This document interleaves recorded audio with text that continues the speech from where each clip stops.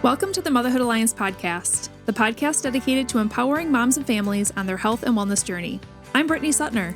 And I'm Andrea Rinkus. Together, we're here to explore holistic approaches that go beyond conventional medicine. Each week, we dive into topics that matter most to you. Everything from nutrition and mental health to alternative therapies and natural living. And whether you're a new mom navigating the early stages of parenthood or a seasoned pro looking for new ways to support your family's well-being, you're in the right place. Even better, all of our guests are local small business owners who you can actually talk to and work with. You can learn more about today's guest and connect with hundreds of other health and wellness professionals through our informative and easy-to-use directory at motherhoodalliance.com. Before we get started, keep in mind that this podcast is for informational and educational purposes only and is not a substitute for personal healthcare advice. Please consult your healthcare provider before making any changes based on the podcast content. Thank you for joining us on this journey. Are you ready to help your family thrive? Let's get started.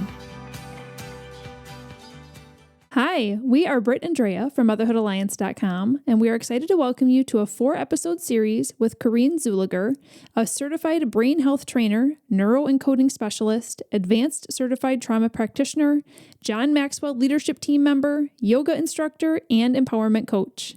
Additionally, she is trained in subconscious and hypnosis work and serves as a licensed teaching partner with Empowered Living. Corinne's coaching approach is rooted in her signature framework, the 6 Anchors of Wholeness, and she specializes in helping moms and women who feel overwhelmed, disconnected, or unfulfilled, often weighed down by guilt, perfectionism, self-doubt, or hidden grief. As you'll hear in her episodes, her mission is deeply personal, which is why she is so passionate to help women break free from negative self-talk, past traumas, and anxiety over the future. Outside of her coaching, Corinne hosts the Secret Keep Hers podcast and cherishes time spent with her husband of over 30 years and their 3 grown kids. We hope you are ready to learn as much as we did from Corinne. Let's jump into today's episode. Hey, everybody. Welcome to the podcast. We are super excited to welcome Corinne. Welcome today. Thank you. I'm happy to be here. Yeah, we are going to be talking all about some really interesting topics like neuroencoding and rewiring negative self-talk and just goodness, how hard it is to be a mom sometimes. I'm just excited about listening to all of this. This is going to be great. Yeah, it is. We always love to get to know you first, though, as a new guest coming in with a new series. And so you shared your fun fact as being that you love to be outdoors and you believe deeply in the power of love. Why did you select that as your fun fact? Oh, because nothing could be truer. I love to be outside and put my feet in the grass. I love to hike. As a family, we are very outdoorsy people. We spend a lot of time hiking. So we get together now that they're grown and do a big trip every summer where we hike, climb mountains, do things that I never thought I could do. But I just love everything about being outside, the smells, the trees. It's so good to be in tune with nature. And plus, the colors, blue and green, are very good for your mental well-being. Well, there you go. Right? Well, no better place to get that than outside. And I truly believe that love is the answer to everything. If I can take a step back and ask myself, is this loving? And what I'm saying or what I'm doing loving? It would solve a lot of problems. Definitely. I love that. Now, you have quite a robust array of certifications and in-depth knowledge and education into neurocoding and coaching itself. I'd love to hear a little bit about your credentials and why you chose the ones that you did. But first, I'd love to hear how you got into this field. Oh boy. Okay. I got into this field because I spent a number of years myself being coached. I loved the results I got with my coach. I really enjoyed her as a human. And I thought, you know what? I think I could do that too. That I would be really good at it. At the time I was working with high school students. And what I was really looking for was programming that I could bring into the room with them. I had a very unique, very special room where it was called TLC. The kids thought it was Tender Loving Care. It's really Transitional Learning Center. And so, the students would come into student services. They would see their counselor if they needed something, if they were experiencing anxiety, heightened emotions, whatever they needed, if they were long-term absences, and they would come in. And I started looking at like, what kind of things can I help them with? Because I was seeing it didn't matter if it was a high-achieving student and a student on the lower end, if they were emotionally, behaviorally challenged students, they were really experiencing a lot of the same things. And so what could I do? And that's where I found John Maxwell. He was the only one out there at the time that had programming for youth. And so my coach, within 3 months, had me to the point where I was like, yeah, I can do this. And so then I went and I signed up. So nice. But then you've also gone on to get additional certifications, Dr. Daniel Amen, and like so many other in-depth ones. So, I mean, this is it seems like you kind of knew where you wanted to go, right? So why did you choose neuroencoding and some of these in-depth certifications? I come from a long history of substance abuse, and I lost my dad in 2006. He was 59. And then 5 years later, I lost my brother, and he was 41. And I was like, why do people abuse substances? I wanted to know everything. And that got me digging into the trauma certifications, the brain science, and really understanding how we function as humans, or maybe how we are not functioning as humans. So really looking deeply into, sure, the science piece of it, but then understanding the self-love portion of it and these tools. I also have a mentor. His name is Paul Martinelli. Paul grew up a lot like I did, and I related so much to him. I'm like, I want to do what he does. Well, let's jump into the science a little bit, because we've mentioned the word neuroencoding a couple of times. Sure. What does that even mean? Well, it's actually a word that Joseph McClendon III, my mentor, coined himself.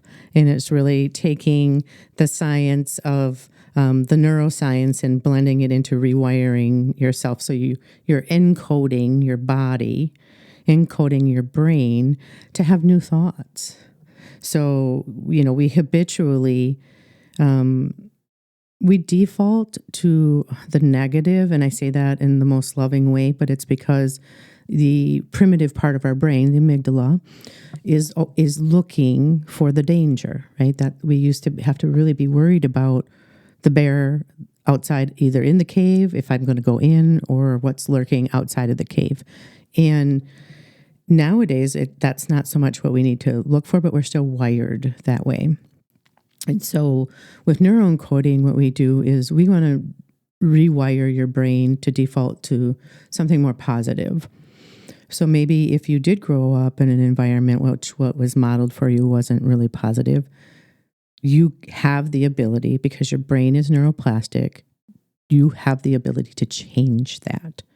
And for a long time, people thought that your brain was fixed, that once you got to a certain point, this was it, and that's just how things were going to be, and that's the way you were going to be, but that's not true. And so that's where neuroencoding comes in. And it doesn't matter how old you are? Doesn't matter how old you are. You can teach an old dog new tricks. Mm-hmm. So how does this work? Because as you're talking about rewiring, I'm thinking about some topics that we've had on the podcast in the past, like EMDR or brain spotting, or maybe even hypnosis. But how does this work from your perspective? So 95% of the thoughts that you have every day are repeat from the day before. And so only 5% of your thoughts are what you're actively thinking, what you think you're thinking. So we have the ability to go in and change it. So a thought might come up, and just because that thought comes up doesn't mean we have to take it and believe it, right? So it takes intentionality. Yeah. So the thought comes up. What happens is, as you think, you feel. As you feel, you do. And as you do, you have. That's where the outcome comes. So the difference being is, this is repetition. Repetition is the mother of all skills. But then celebration is the father, right? So I go through a process, and I will teach you a process. But by going through that process and say, I have a negative thought that pops up, and by changing that thought and going through that pattern over and over, I can rewire the synapses in the brain.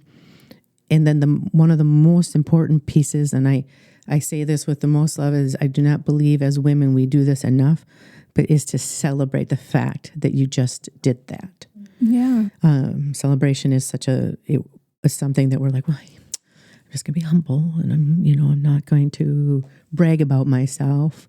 And I am here to tell you, you need to brag about yourself. You need to be like, pat yourself on the back and shake your booty and be like, I did this thing. I changed it. Right? Yeah. The thought process. I feel like when you say all this, I'm applying it to myself, but I'm applying it to like my kids. I have a 12-year-old and a 9-year-old, and they're so, like they show their feelings so like new, like, rawly, like raw. If that's a word, raw. Yeah. They're raw. And so when you say this stuff, I'm like, I need to learn this for me, but holy smokes, if I can help them understand this, that will change their life trajectory. I mean, seriously, I just think of all the things that I could have learned if I was a young kid to now, how that would change so much for my thoughts. Absolutely. Our kids are going to spend the most time with us, right? And so it's important that what we're modeling for them, is to move to the positive aspect of things. It's not emotional bypass. I really want to be clear with that. We're not going to teach our kids to bypass their emotions because they need to feel them. However, we want them to feel it, acknowledge it, and move through it. Because the longer that gets to camp out in your body, then it becomes a thing, right? So if I think the thought over and over and over again, right? So the thought causes that feeling, but that feeling, when I feel it over and over and over again, becomes the emotion. And that emotion is going to lead me to either do or not do something, right? So we're either going to shut down, or, I'm going to act out. And then there's repercussions for all that, right? So actions have consequences. And we want to teach our kids emotional regulation. Oh, yeah. It's not modeled really well on TV. It certainly isn't modeled well on social media or video games or on the playground often, right? So we get to do that at home and hope that carries when they are not in our presence. Right. And modeling. So you're saying obviously modeling is a huge part of this. Mm-hmm. And okay, I get that. Yes. I think for me, when I struggle with this, because when my kids are having exactly what you're saying, an emotional breakdown because they're emotionally irregulated, they get that this isn't a behavior that they should be having, but they are feeling that angry feeling or whatever. Mm-hmm. As a mom, it's hard for me to feel like I can help them in the moment. And so I feel like that's part of the big challenge is like, yes, I get that, but like, how do I speak to them? And maybe that's more of a broader topic or something, but it's just really tough as moms when we feel like we're doing the best we can and we try to model the best we can. And yes, we make mistakes and we own up to them. At least I try to. Mm-hmm. But when it's in that moment, it's really hard to help them get out of it. Get out of that thought pattern. Yeah. So one of the things with your kids that you can do, because, in teaching that emotional regulation, is bring the hand to the heart, right? It's about reconnecting with self. So the hand to the heart and taking a nice deep breath in and then exhale out. And then the question I ask is, why am I feeling this, right? Because typically when an emotion is brought on, there's an underlying something, right? The trigger behind it isn't, it's not necessarily what they think it is, right? So once we get them emotionally regulated, which, calming the nervous system down, really the hand to the heart and the deep breath, that helps them pause long enough. And just by acknowledging too, I understand that you feel whatever they're feeling, angry, upset, teaching your kids when they're little, all the different emotions. They were saying, like, I think it was Brene Brown said that the average adult really only understands like 4 emotions. It's not many. And you think about that as you're going about in the world, right? The easiest emotion to go to is anger, right? So we're quick to anger, but how do I come back from that, right? Why am I angry? I start to get curious. What did I make it mean about me?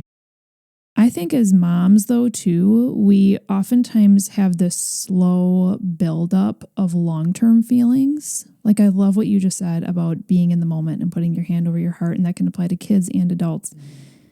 But with really adults in general, I shouldn't even just say moms. This can absolutely happen to dads or even adults who don't have kids.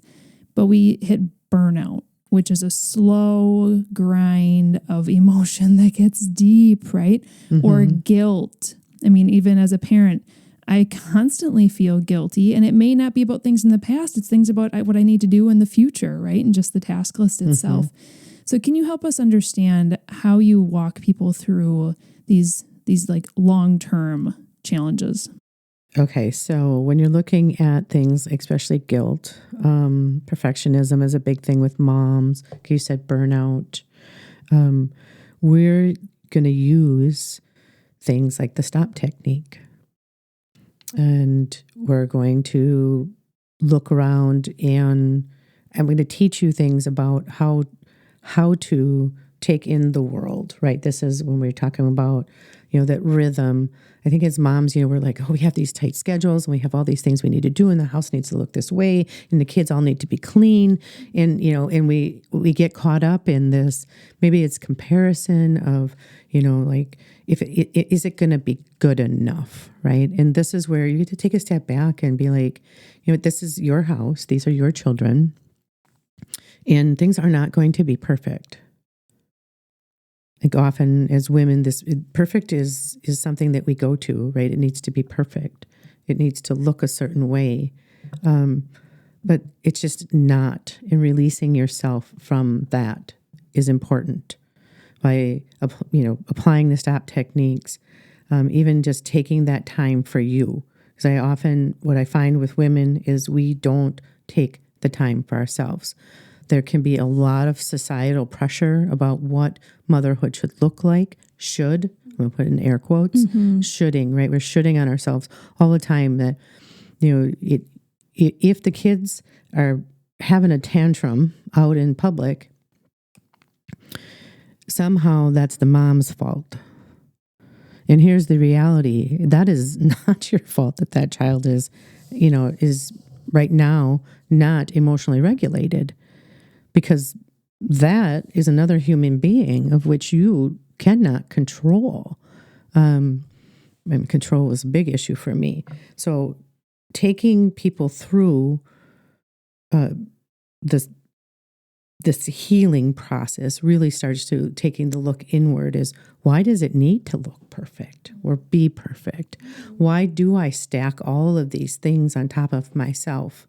So for me, when I was raising the kids, I had the idealism. I grew up in the 70s, and this was a period of time where women were really beginning to take back their power, if you will. We were stepping into moving from, one person being employed to having the, two incomes and bigger houses and nicer cars. And so we moved from, the mom in the mom role, again, air quotes, mom role. We moved from having that be our primary focus to having jobs in wanting to, prove like I could do it all. There was this commercial back then, and it was a perfume commercial, Anjali, and it was like, I can bring home the bacon, fry it up in a pan, never let you forget you're a man because I'm a woman.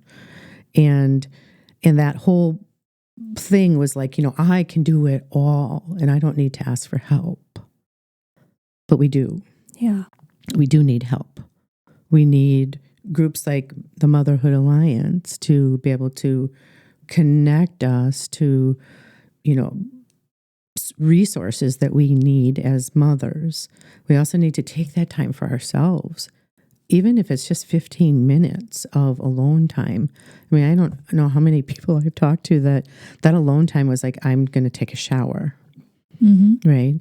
That alone time started to, but really your basic needs, that shouldn't be what you're doing for yourself. Right. Absolutely. I mean, I have a list of items that I'm going to try a new coffee shop. I'm going to go out for a walk. I'm going to take care of my body. I'm going to listen to some soothing music that I want to listen to that doesn't sound like Barney.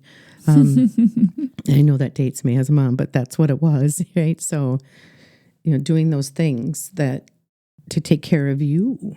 So in the neuroencoding, in the path, in learning how to rewire your brain, essentially is rewiring the mom brain, that rewiring it from thinking that it's got to be perfect, that we got to do all the things. One of the things I wish I would have done as a mom was said no. Oh, yeah. That we're not going to do all the premier sports and all the things that kind of overwhelmed everybody. For me, that, with trying to keep up with what everybody else expected of me and not asking for help, believing that I needed to do it all myself because I was the mom, right? You're the mom. That had me literally on the bathroom floor wanting to take my life. Oh, man. And so, my husband's in the shower. I'm crying. I have no idea why I'm crying. It's Saturday morning. I think, you're right, I'm overwhelmed. I'm burnt out. And I slide the shower curtain open, and he just looks at me and says, Corinne, I can't help you. And I just sat down on the floor, and I was like, I'm just a pain in everybody's butt. And I really don't know what I'm doing, and I just don't want to do this anymore. And I'd be better off dead because I'm just too much for everybody. And then this little voice inside of me said, pick up the phone, Corinne. And I did. And I called a friend at church, an older woman. And this is where the wisdom comes in, right? From the older women. And she's like, here's what, you're not there alone. Here's what you need to do. And she walked me through what I needed to do. And then from there, I got help. But it is in that believing that we can't ask for help that somehow makes you look like a failure. And you're not. And so reprogramming that. So that's where neuroencoding will come in. And we're going to teach you some techniques and different things like that. But just a reminder, again, if I'm going to teach my kids hand on my heart, I do that for myself. Yeah, you'll see me do it quite a bit because it's like hand on my heart, deep breath. I am safe. I am worthy. I do belong. 3 mantras I say to myself. Thank you for sharing your tender story. I mean, I think a lot of women can relate, right, to the burnout and the bottom, hitting the bottom. And I think we're all deeply excited to have you walk through this process. Yeah, I'm prepped. Because you've hinted toward it, but listeners, we're going to be saving that for a future episode. So make sure you stay tuned for Corinne's next 3 episodes. You do have something on your website that is a free download. It's a workbook. Yes. Why don't you tell us a little bit about that? This is about reconnecting to love, which is within you. I choose the word love because it's very neutral, right? So it's really about reconnecting to your higher self. It's what's inside of you, because all of the answers that you need are truly inside of you and your connection to your higher power. And so this workbook is going to take you through some processes, help you learn some breathing techniques, some mantras, and really taking a look at, how do I get back to me? Because we're so disconnected from ourselves. And how do I get back to returning to that place of love where I truly love myself and love my life and love everybody around me, because that's what's possible. So there's all sorts of tips and tricks in that particular workbook to help you slow down enough and really connect back to you. Well, that's amazing. I think everybody should be starting there. Yeah, yeah, absolutely. If someone wants to download that workbook or just learn more about you, where can they find you? www.CorinneZuleger.com. That's where they can find the workbook. You can find me. I'm on all the different social media platforms too. My podcast, The Secret Keep Hers, HERS. That particular podcast is really talking about, we talk about healing, healing in all the different ways, shapes, and forms, whether it's mentally, emotionally, spiritually, or physically. Amazing. That's awesome. Yeah. Well, we are going to be coming back with 3 more episodes. So we're really just hitting pause, you guys, on this amazing conversation. In our next episode, we're going to be talking about rewiring that negative self-talk. So I'm excited to dive into these 6 different steps in the process. And then we're going to be talking about therapy versus coaching. What's kind of the difference, subconscious work, all sorts of things like that. And then finally, we're going to be finishing up with an episode on mom brain and naturally healing. So stay tuned, you guys. Those are the next ones coming up. If you enjoyed this episode, would you consider leaving a rating or review or sharing it directly with a friend who could benefit from the information? We know that you're a busy mom or caregiver, and our goal is to make your life easier by bringing tips and tricks directly from experts into your earbuds. By sharing this episode with someone you love, you can play a critical role in helping to make their life easier as well. We appreciate your time, and thank you for being a part of the Motherhood Alliance family.